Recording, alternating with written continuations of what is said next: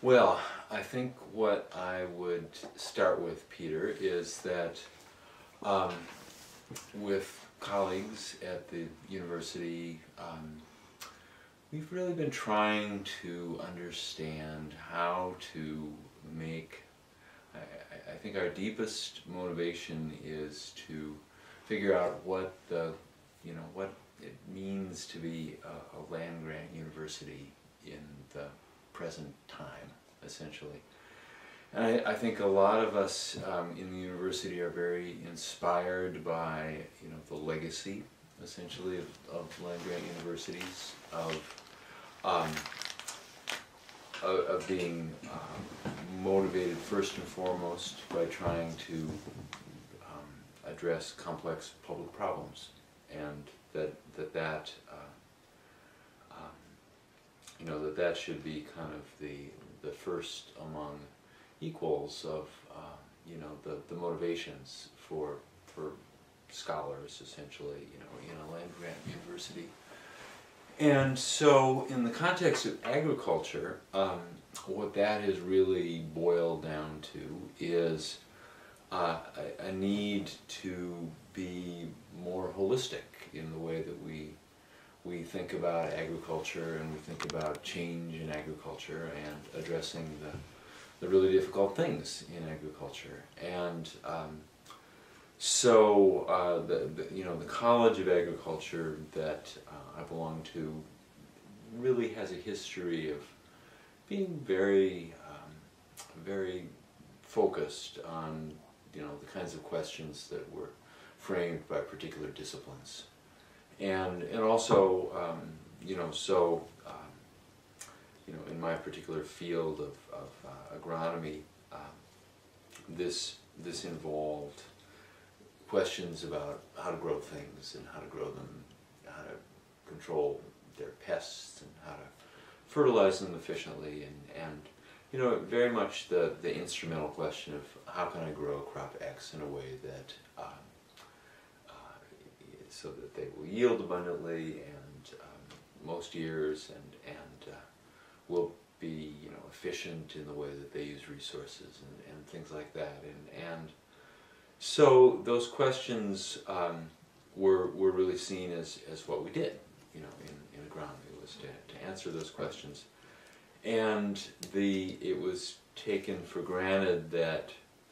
the larger questions of, well, why is this particular rather narrow group of crops that we're concentrating on, why did we come to be so focused on that, and is that a good thing, and what are the implications for the broader environment that surrounds agriculture, what are the implications for the long-term productivity of our farms, and what are the implications for the the larger well-being of our entire society. Those questions were not uninteresting at all to agronomists, but there was just no kind of there was no vehicle by which you could ask those questions while also wearing your agronomist hat, essentially. There was no, when I say vehicle, I mean, kind of accepted way of doing research and teaching. And a number of us in the Agriculture College and in the university have really felt that this was, an unsatisfactory state of affairs, and that it was very important to reorganize in some way, so as to be able to address the nature of agriculture and the relationship of agriculture to things like public health and food and nutrition and rural communities and fossil fuel energy use and the preservation of water resources and soil and all those things in a much more kind of robust way. And so we started, I don't know, in the later 90s, a project called the Landscape Human and Animal Health Initiative.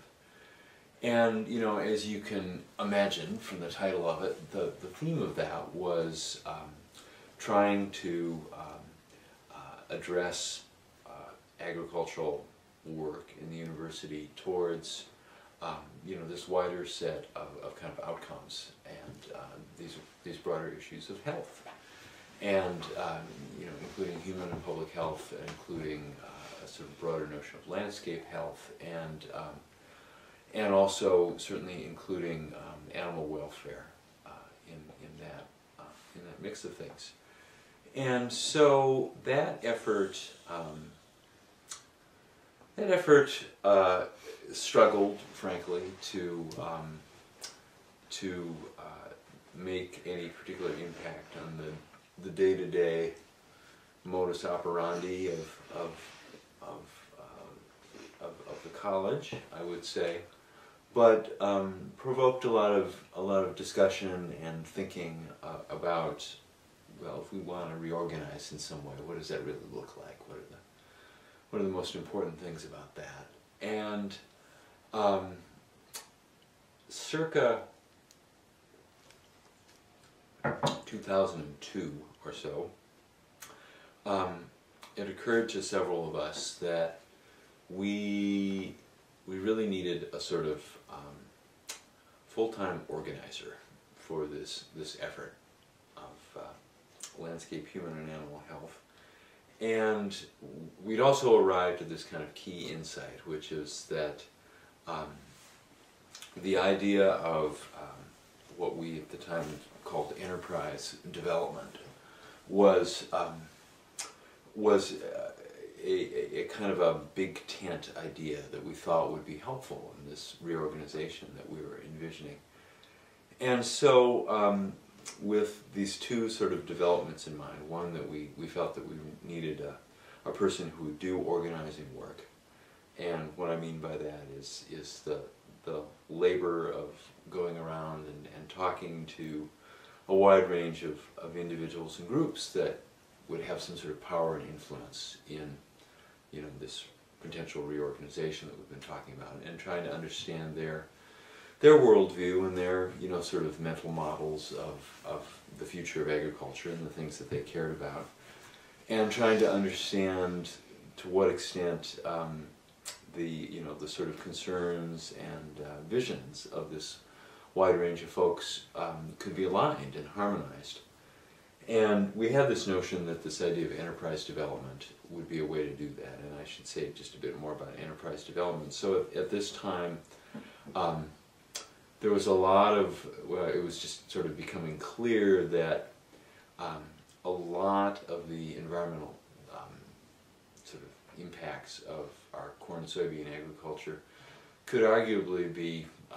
reduced by focusing on 10 or 15% of agricultural landscapes that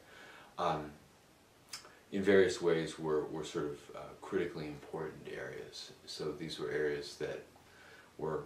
by close to waterways, or were sloping, or had erosive soils, and that trying to cultivate something else besides annual field crops on that 10 or 15% of the landscape could have a very large impact on things like the hypoxia zone, the dead zone of the Gulf of Mexico, and the tendency of streams throughout the Midwest to have a lot of sediment and nutrients in them. And, these kinds of sort of literally continental scale environmental impacts of the way that we farm could very plausibly be addressed by kind of this makeover of 10 to 15% of landscapes. And so that was all very well and good, but the question of how that could possibly occur was the obvious next question. And we felt that there was there were sort of emerging possibilities that ranged from growing perennial crops as a bioenergy feedstock to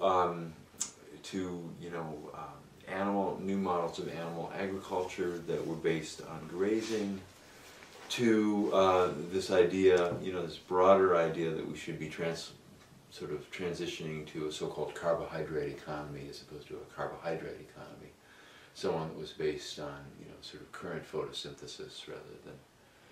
stored up ancient photosynthesis. So there are all these kind of ideas about you know, ways in which there could be economic transitions in our current agriculture that would make it possible to you know, to have this change, this kind of targeted change in land use. So that's what we meant by enterprise development, was by really trying to focus on, well,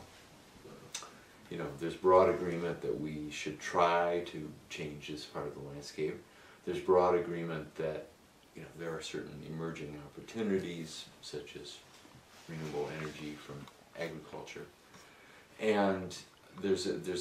a need for sort of coordination and organizing. And that's what we felt we needed to do to kind of get the Landscape Human and Animal Health Initiative, off the dime, in a sense, Peter. And so we had an opportunity to hire this individual that would be a kind of organizer. And, you know, as I said, would go around and, you know, explore the possibility of some sort of consensus around the things that I just mentioned. You know, the desirability of this targeted transition in land use, the desirability of focusing on the development of new livelihoods, essentially, in rural places that would be based on cultivating these perennial crops in this particular part of the landscape. And so we were able to obtain some foundation funding and other funding to support an individual, or actually a couple, who worked together, and you know, literally marched around and talked to a very wide range of folks who had not really, at that time, were much in the habit of talking to each other or imagining that there was some common ground that they could potentially occupy and work from. So this includes a lot of the mainstream environmental organizations, such as Nature Conservancy, or you know, say the Isaac Walton League or Ducks Unlimited. These are all groups that understood agriculture and agricultural land use to be important, but had tended to take a very sort of preservationist view of what they were, of their sort of agenda, I guess, in agriculture. So, you know, the Nature Conservancy, for example, was very focused on acquiring land and acquiring, you know, land specifically that had high conservation value, or that had some sort of unique plant communities or biological communities on those sites. And so that was their sort of, you know, MO, was to acquire those sites. And they've since come to realize that it's impossible to preserve the qualities on those sites that motivated them to buy them in the first place if they ignore the larger, you know, matrix of agricultural land use that those sites are surrounded by. You know, so for example, Nature Conservancy has some large and an extensive network of grassland nature preserves or nature reserves in western Minnesota, and they have realized that as long as these reserves are surrounded by almost nothing but annual field crops, all of the biological populations in those reserves are just going to slowly become extinct because they're sort of stuck on these little islands. So Nature Conservancy, I think it's fair to say, has had, you know, a significant change in perspective in how they understand agriculture, and so they have they've embarked on this program of trying to encourage you know, the cultivation of grasses in the kind of spaces in between their nature preserves in western Minnesota, and are now thinking, you know, very on a, you know, a very sort of regional geographic scale about, okay, so, you know, here's Reserve 1 and here's Reserve 2 and here's Reserve 3, and you know, what could we do to help establish a sort of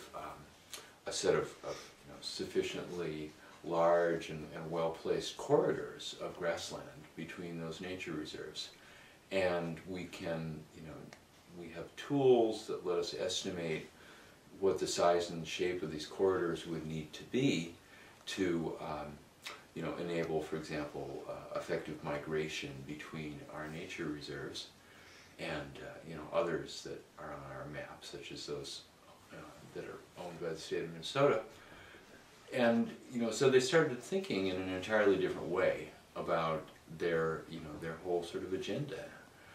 around agriculture and around conservation in agricultural regions. And they, as soon as they did that, they realized that they couldn't possibly, you know, cause this sort of broader change in agricultural land use by themselves, that they had to do this in some sort of partnership basis. And so, you know, this person that we organized to be our organizer in landscape, human, and animal health went around having exploratory conversations with, you know, with a lot of groups that, you know, were at this point kind of poised to change in the way that they were viewing the situation. So I've just sort of explained, you know, what that meant for Nature Conservancy, and you know, there were similar changes in perspective for a number of the mainstream environmental groups, and so we at this point felt that it was time for a little bit of sort of rebranding or something, and we decided that we would sort of pull the plug on the Landscape, Human, and Animal Health Initiative and create a successor, which we called Greenland's Blue Waters. And that would henceforth become our vehicle, and that one of the the idea of Greenland's Blue Waters is that it would have a couple of sort of fundamental premises, and one of these was that by trying to you know, again, strategically shift the nature of land use and the nature of farming on 10 to 15% of the landscapes in you know, the farmed parts of the upper Midwest, we could have major impacts on a lot of things. And secondly, this premise that this idea of enterprise development and this idea of developing new livelihoods, understanding that those are sort of complex. A livelihood is really a sort of a system, you know, that has a lot of parts that need to fit together and that need to be developed in some sort of coordinated way. So those were our two sort of big ideas, in some sense, that underlay Greenland's Blue Waters. And so that became our vehicle, and we had our stalwart organizer person travel around the Midwest, talking to, like I said, a lot of groups, and our strategy was to try to pull together a sort of three-legged table, as it were, that would create also, as it were, a platform for trying to organize the you know, the really transformational change that would be needed to create these new livelihoods, and that would in turn enable a shift in land use on that 10 or 15%. And so the three legs of this table would be, first of all, the mainstream environmental organizations, which I was just talking about. The second would be agricultural organizations, which, you know, some of which had you know, some degree of working relationships. The more sort of sustainable agriculture-oriented groups certainly had some kind of working relationships with environmental organizations, or at least understood, you know, understood them to be kind of on the same page in a way. But many agricultural organizations had not really had that, and had felt, you know, very much sort of misunderstood and unappreciated by many environmental organizations. And so we were interested in trying to form some sort of relationship between the environmental groups and agricultural groups. And then the third leg of the table we felt needed to be land-grant universities. And we felt that there was a lot of activism and initiative in environmental groups. We felt that there was a lot of activism and initiative in agricultural groups. And we felt that neither of those was really very strongly engaged with the agricultural colleges of the land-grant universities, or the other colleges of those universities as well. So that we felt that that was so we felt that a new set of working relationships were what was fundamentally needed to enable this this idea of new livelihoods and new enterprises. So our organizer person set about traveling around and having a lot of exploratory conversations. And before too long, we felt that we were really getting somewhere. We felt that there was a lot of recognition that the environmental groups felt that agricultural land use really mattered. They felt that they had to do something to to engage with agricultural land use. They didn't know really how to do that, and they were excited by the idea of an organization that would try to bring these three sets of interests and resources together. And we found a fair amount of enthusiasm also in agricultural organizations and groups. And finally, we were able to find a number of land-grant universities, 5 in fact, that were willing to say, yeah, this is, we recognize that we're really talking here about the most challenging and heavy hitter issues in agriculture that relate to dealing with climate change and dealing with energy scarcity and dealing with water scarcity and dealing with the nature of food systems that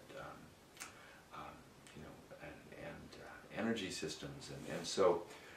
we found at the level of kind of deans and other academic leaders in the land-grant colleges, we found a real recognition that something needed to be done to build the capacity of these land-grant universities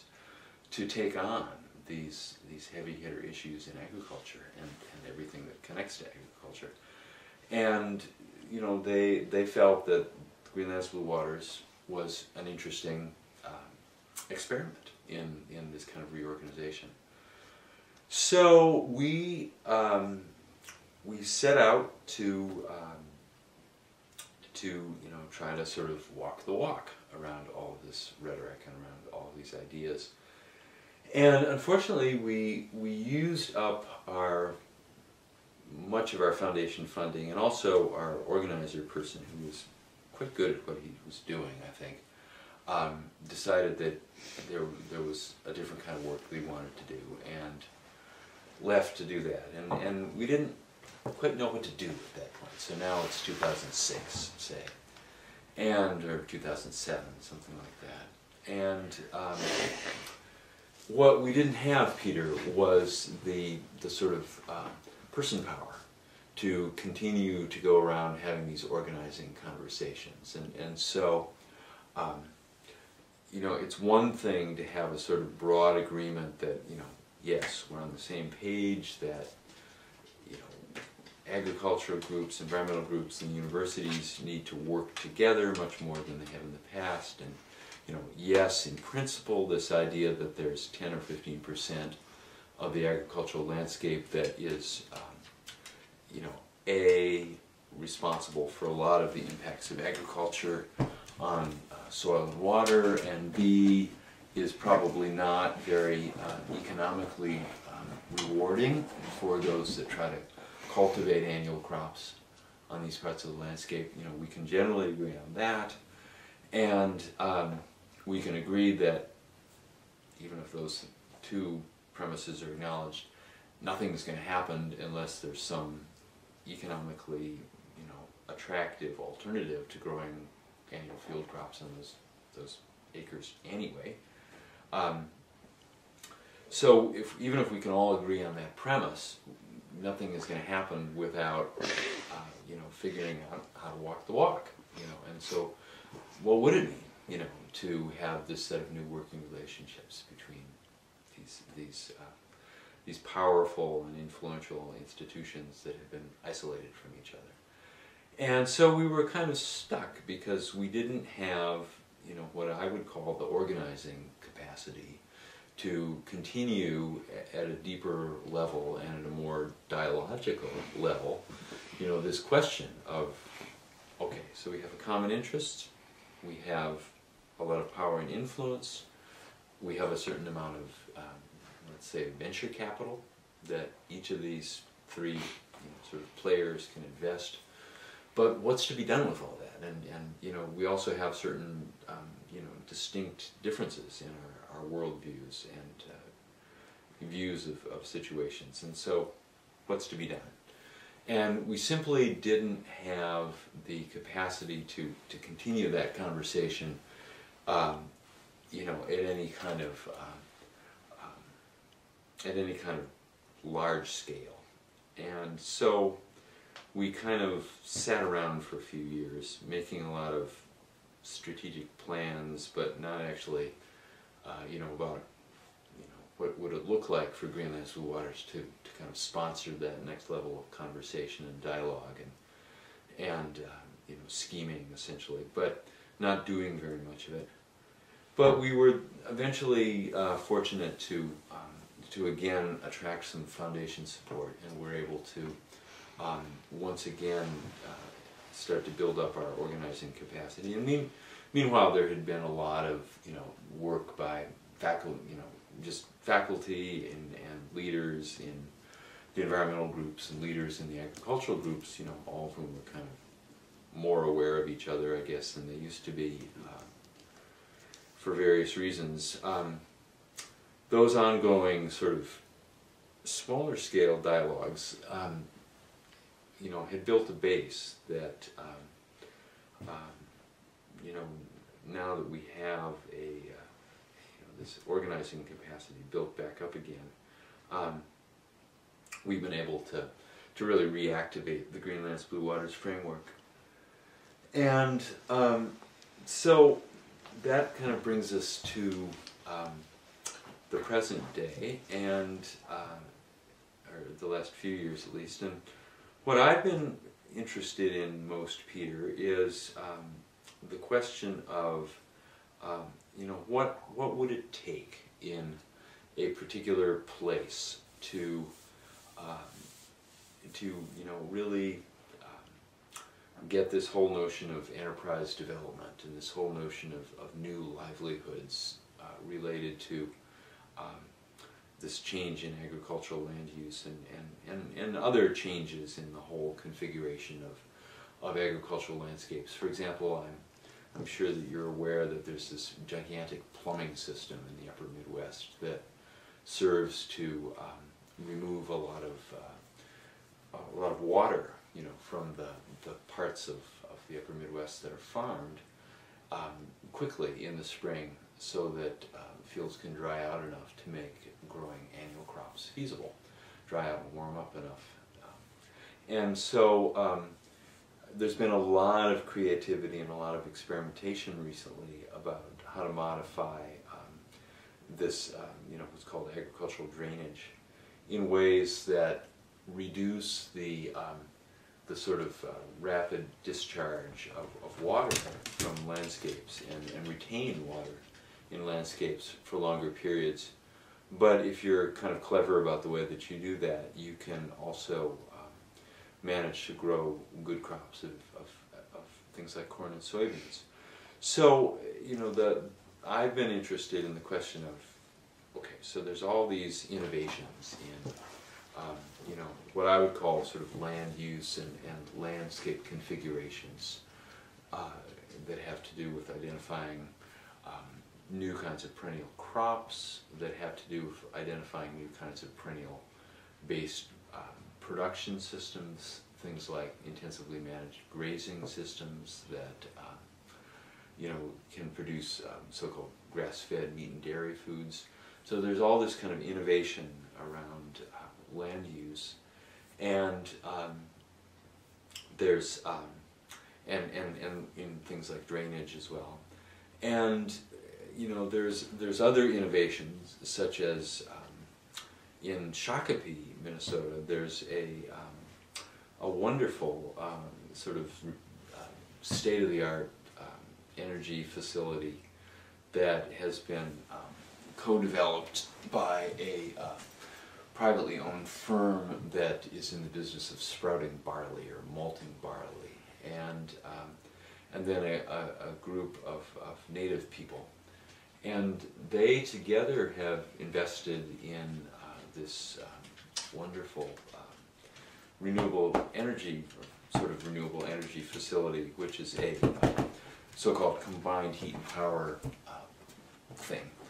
Peter, and what that does is that it provides a lot of heat energy for the sprouting of barley. The basic thing you have to do to sprout barley or malt barley is you have to keep it warm and moist, and it sprouts very quickly. So they need a lot of heat energy, and they've developed this facility that uses the heat energy sort of directly from this kind of fancy burnt furnace that they have, and also uses the excess heat from that to generate electricity. And so what's interesting about that is that your average thermal power plant only uses about 40% or so of the energy to make electricity, and the rest is just released to the world as heat. And this combined heat and power facility at Shakopee uses a lot of that 60% of unused energy to sprout barley. So it's very clever that way. And so it has an efficiency that's closer to 80%. It's about 80%. So it's a wonderful innovation. And these folks, in something that I think is really quite amazing, spent about $60 million of their own money to produce this facility that creates about 20 megawatts of electricity, which is about enough electricity for 20,000 homes, and is designed so that it can be powered with agricultural biomass or any other kind of biomass, so wood works as well. And they did that, just sort of on the possibility that someone would grow it for them. They were clever about it, and they designed the facility that can also burn coal, and that's what they're doing a fair amount now. But it's an amazing thing, actually, that they invested so much of their own money in this whole venture. And I think it's an interesting side note to consider who those folks are. A 150-year-old family-owned business, namely the malting plant, that's been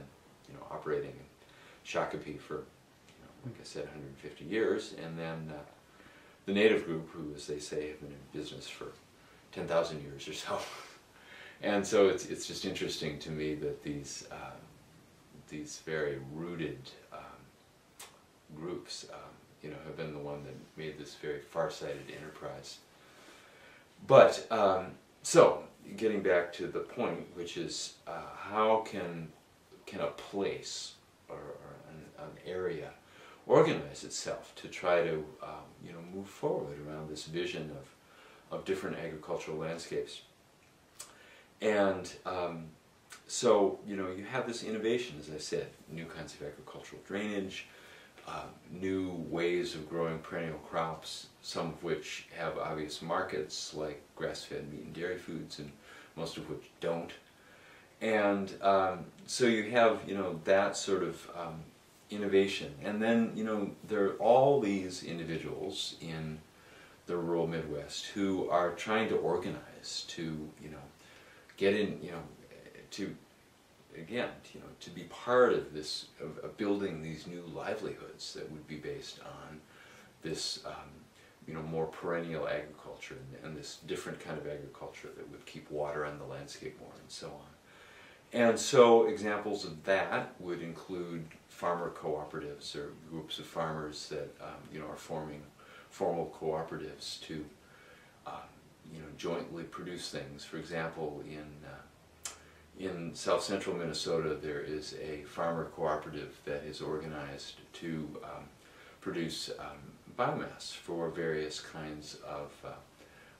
you know, sort of new bioindustrial things, which could range from building from new building materials made from renewable agricultural biomass sources as opposed to wood, say, or certainly bioenergy,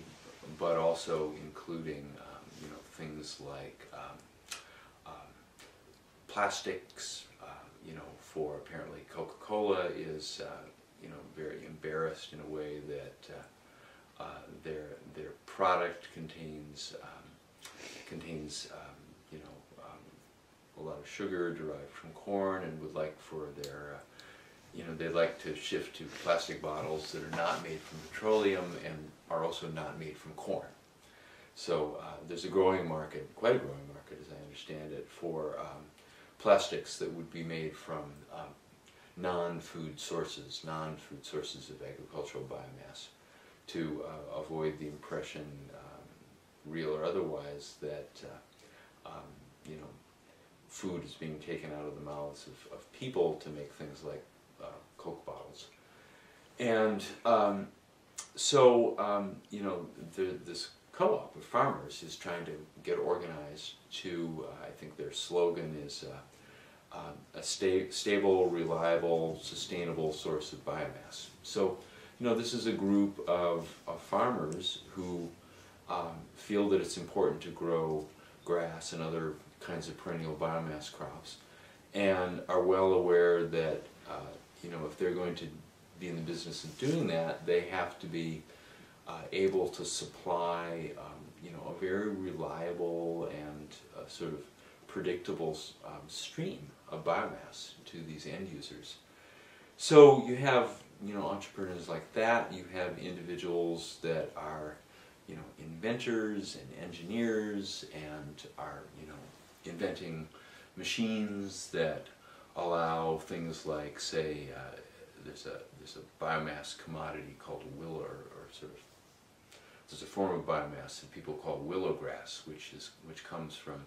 planting a certain kind of willow very densely and what's called coppicing it, which is cutting it frequently.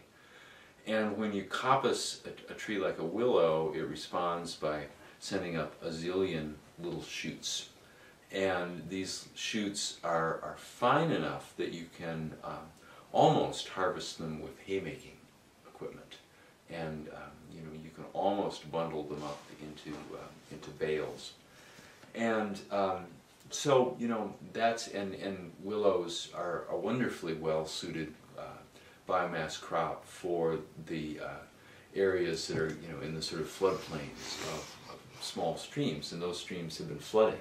with increasing frequency in recent years, and it's becoming very hard to grow corn and soybeans in those areas. So there's a real interest in you know, finding new things to grow that are adapted to those streams and to areas that for whatever reason used to be feasible to grow corn and soybeans but aren't anymore, and that may or may not have to do with climate change, but it's, you know, it's a fact of the last 10 to 20 years. And so you know, there are individuals out there who, you know, are clever, creative people who, you know, want to invent things or have invented things or want to get in the business of making, you know, what folks call the supply chain work between some place where some sort of biomass crop is being grown to some place where some sort of, some people use the term biorefinery sometimes for this sort of a place, to some sort of large-scale facility where you know, things like the you know, biologically derived chemical compounds. There's something called biobutanol that is a feedstock that can be made into a wide range of products, including soft drink bottles. There's a whole sort of supply chain that would run from a farm at one end where something was being grown to one of these biorefineries. And so there's lots of individuals that want to get into the business of doing that and see this as a good thing to do and an opportunity, a new form of economic opportunity for rural communities that are, depopulating rapidly, as you know, and so you have all these, all this innovation and all these entrepreneurs, but the problem is that we have really lacked any sort of a structure for bringing these individuals together, and so right now we have a very sort of, for that reason, stagnant situation. It's very hard to make change, and it's very hard to, kind of get off the launching pad. I think that's an appropriate metaphor for for all these individuals. So farmers would like to grow something different, and are willing to experiment with that. Farmer cooperatives want to get into the business of making this happen.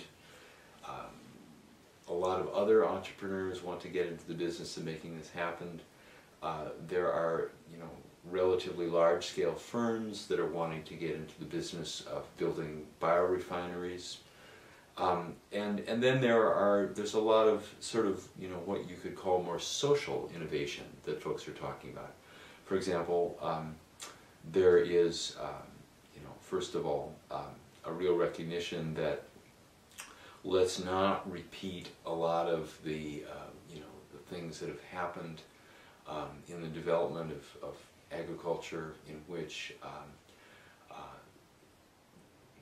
some people talk about the term price makers versus price takers, and a number of folks talk about the fact that farmers, for the most part, are in a price-taking position. In other words, they have very little ability to control the price and the value of agricultural commodities, and they kind of have to just, they're forced to sell their commodities at whatever price might be offered. They have a little ability to affect that, but not too much.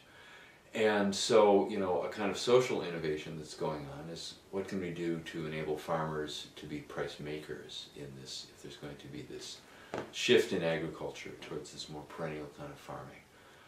How can they become price makers? And so that might involve, for example, farmer cooperatives that would own small-scale processing facilities that we call sort of processing depots that would be scattered across the countryside, sort of more or less at the same scale as current grain handling facilities.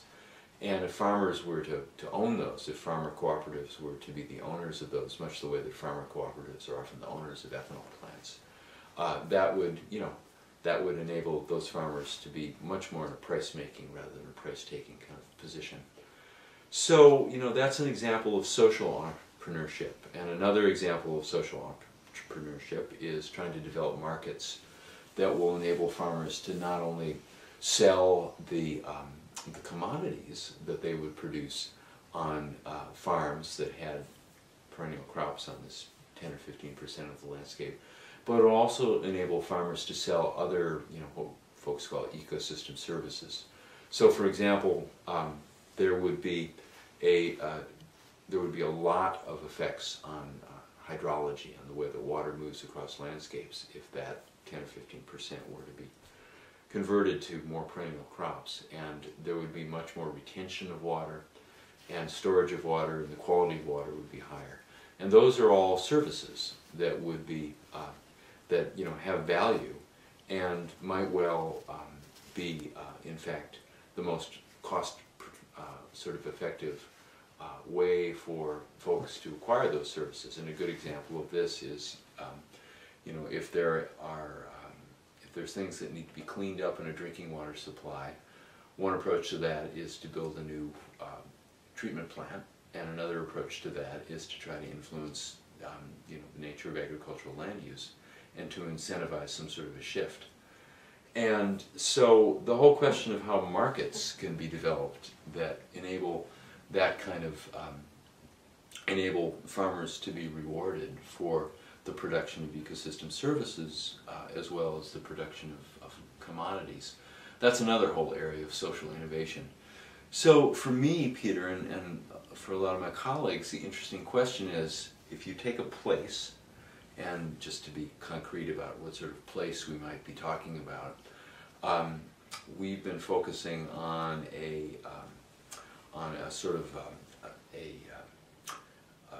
kind of slice of southern Minnesota that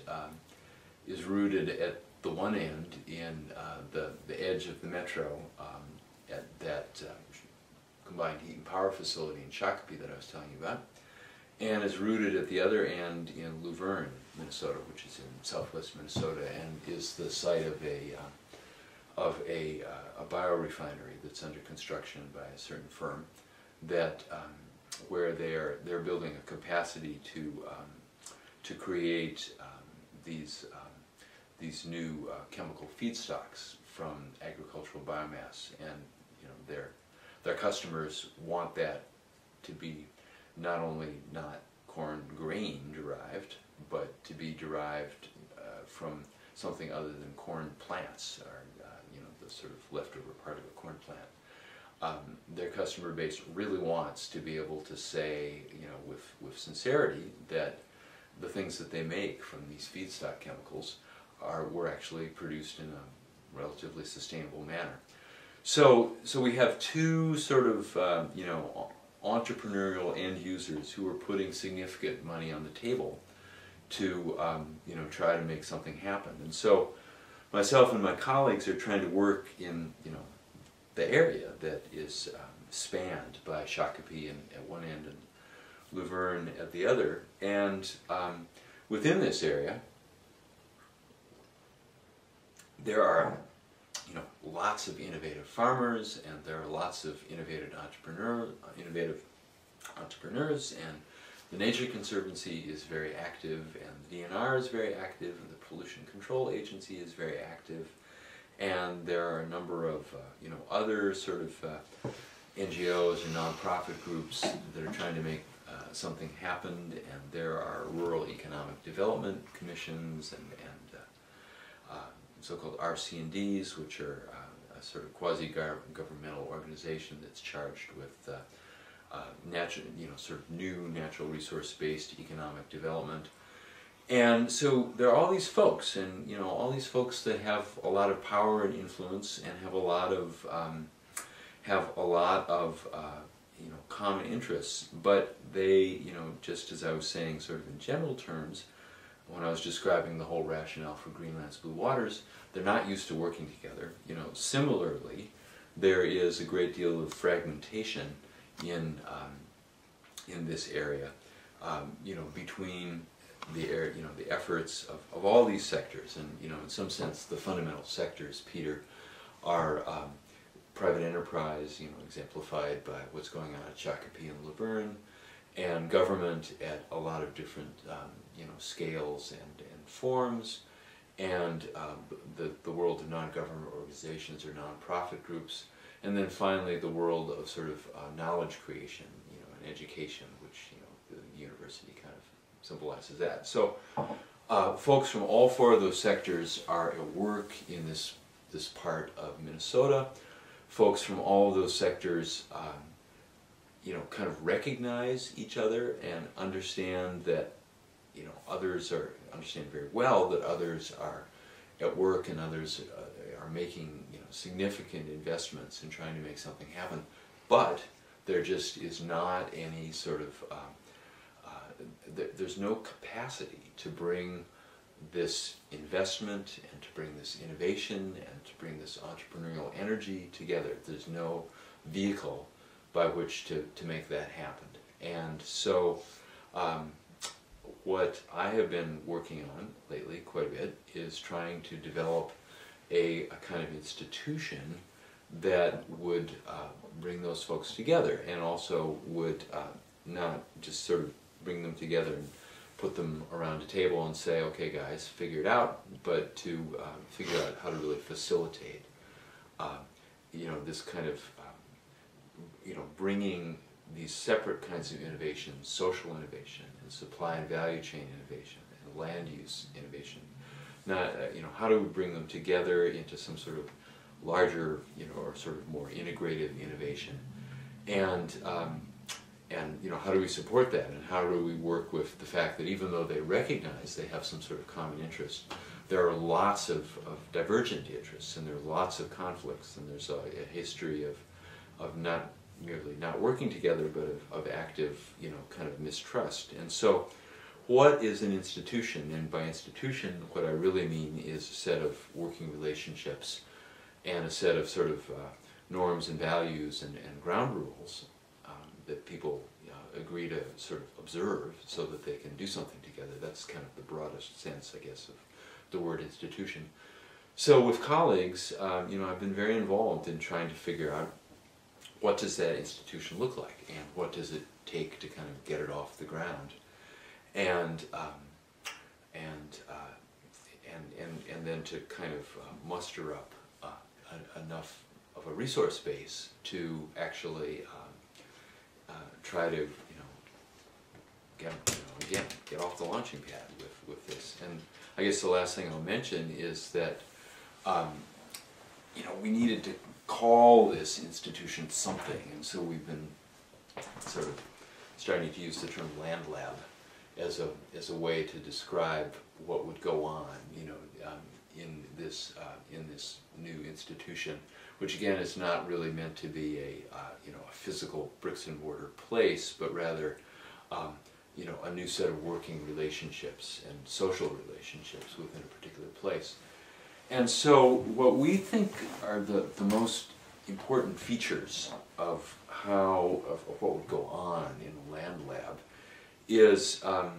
two things. One is bringing to bear a capacity to visualize what these transformations would actually look like. So in other words, to visualize what a landscape that has 10 or 20 or 30% of current land use transformed to more perennial type land use, because we find that people's ability to kind of really talk in a sincere and meaningful way to each other about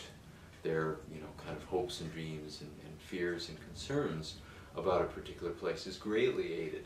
by the ability to visualize it. And so an ability to visualize these landscapes and also to visualize how they work. And so to be able to understand, for example, okay, if we take this existing network of nature reserves and we are able to change agricultural land use so that we have a set of corridors and pathways between the existing reserves, what will that actually look like in terms of how biodiversity will be different and how,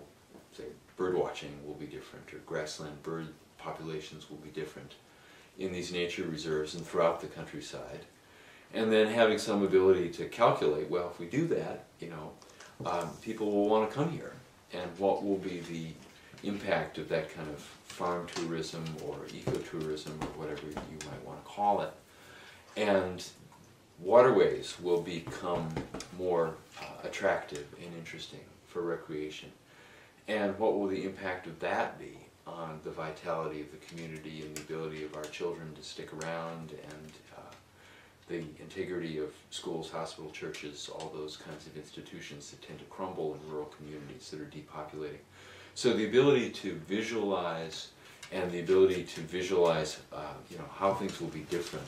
we think is a fundamental capacity that has to be brought to bear in these land lab areas, because that is what we think is necessary to allow people to have meaningful, deliberative dialogue with each other. And we also think that it's necessary to use state-of-the-art methods to support and facilitate that dialogue. And you know, what the base of evidence that inspires us says is that if you bring people together in a way that enables them to understand three critical things from each other, then there can be, you know, a very meaningful shift in people's willingness to work together and their understanding of each other and their basic perceptions about each other. And what can come out of that is a kind of pluralism. In other words, an understanding that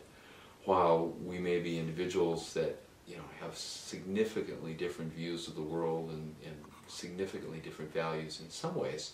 we understand that we have a lot of things in common and that we have some basis for work, for trust and for understanding and for ultimately to do something together. And so those three things are: one, to understand what it is that each other are really suggesting. And you know, of course, there's a tremendous amount of misunderstanding, I think, between you know, in our balkanized, factionalized society about what opposing groups, say Republicans and Democrats, what it is that they're really actually suggesting should be done. So it's critical to reduce that, and visualizing is an important tool for that because it lets you get concrete. And then we think that the second critical kind of understanding that has to be achieved is a sort of moral and ethical understanding. Just about everybody, you know, it seems all human beings are guided by a moral and ethical framework that, you know, motivates them and that inspires their actions in the world. And we tend, I think, if we see ourselves as being on the opposite side of an issue, to infer that the other side is acting, is amoral, and is in fact not motivated by any sort of moral or ethical framework, but is you know, acting out of various sort of base instincts or interests. And so it's very important for people on opposite sides of an issue to understand the moral basis of each other's viewpoints, and more broadly to understand each other's worldviews. So we try to inspire that as well. And then thirdly, it's very important for individuals to understand the sincerity of the proposals that are being made. In other words, to trust each other, people need to understand or you know, feel that that others are being honest with them and are not, for example, saying that they're in favor of something for sort of short-term expedience purposes. And you know, so obviously that's what somebody like some of our current presidential candidates are accused of all the time, and that's why people don't trust them in some cases. So we feel that in a lab, most importantly, we have to bring people together to visualize and to engage in this kind of learning with and about each other. That some folks call it communicative learning.